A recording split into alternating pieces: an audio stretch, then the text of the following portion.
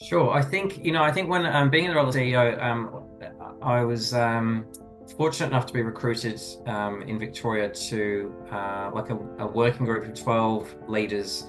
At the time, it was 2016. It was under there was a roadmap to reform the child protection system, and it was originally designed that it was like a co-design. It was actually probably in the end we were more consulted as opposed to designing, but.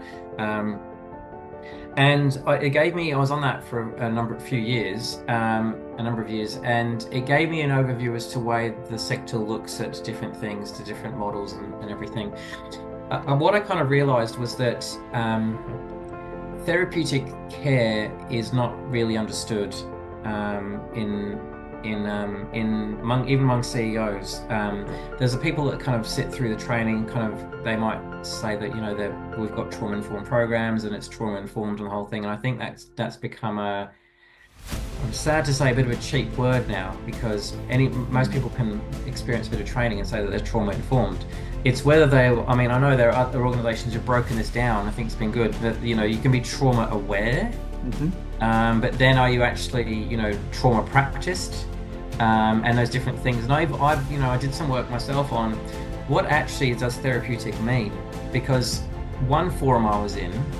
The government minister at the time wasn't in the forum, but I was told by someone who connected with them quite frequently that the government ministers didn't believe therapeutic practice worked. And I thought, how has that happened? Obviously, what's been represented to them, it must not have been genuinely therapeutic. And what that shows to me is, among many other things I've seen, is there needs to be some agreed standards of what therapeutic care is. What I did like in England at the Mulberry Bush School was the Mulberry Bush were involved back then. I'm not sure if they are still now. It's called the therapeutic communities. And I think it's called the community of communities. And they basically peer reviewed each other on a regular cycle, to check their policies, to check their different parts of their practice and everything, to actually be accredited as a therapeutic community. I think that needs to be happening certainly in Australia and probably internationally, where there are agreed standards that if you're not following these standards, then you're not therapeutic. Because for me, therapeutic, and not just trauma informed, but therapeutic. And by therapeutic, I mean it's kind of borrowed from, my understanding is borrowed from the medical term relating to medication. When you have take a medication, it reaches its therapeutic level when it's starting to impact, and it has an impact on the disease or condition it's treating or fighting. So, and that therapeutic level is dependent on how much you weigh and different things. I could take the dose of a child for a particular medication and it won't reach its therapeutic level for me. It's the same, I believe, when working with people who've experienced trauma. Are they receiving enough of the good care experiences to actually start to impact their lives, where they start to,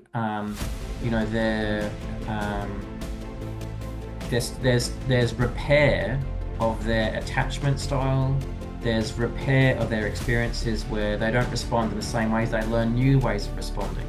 That's when the healing starts to take place. That's when the therapeutic is having an impact. I think a lot of places that call themselves trauma-informed or therapeutic, if they go to the level of calling themselves therapeutic, aren't actually reaching that, what I call, therapeutic level. And I think that's what's needed, because then you'll have a minister who'll start to see programs that are actually working and bringing change, and will then say, okay, it's worth investing in. So I think there needs to be across the board some standards that are set, and then I think the number of organisations or programs that are called therapeutic will drop off, and the real ones will emerge. And I love that idea of that you were talking about with the community of communities in the UK getting together and probably collectively agreeing some standards against which they reviewed each other. Yeah.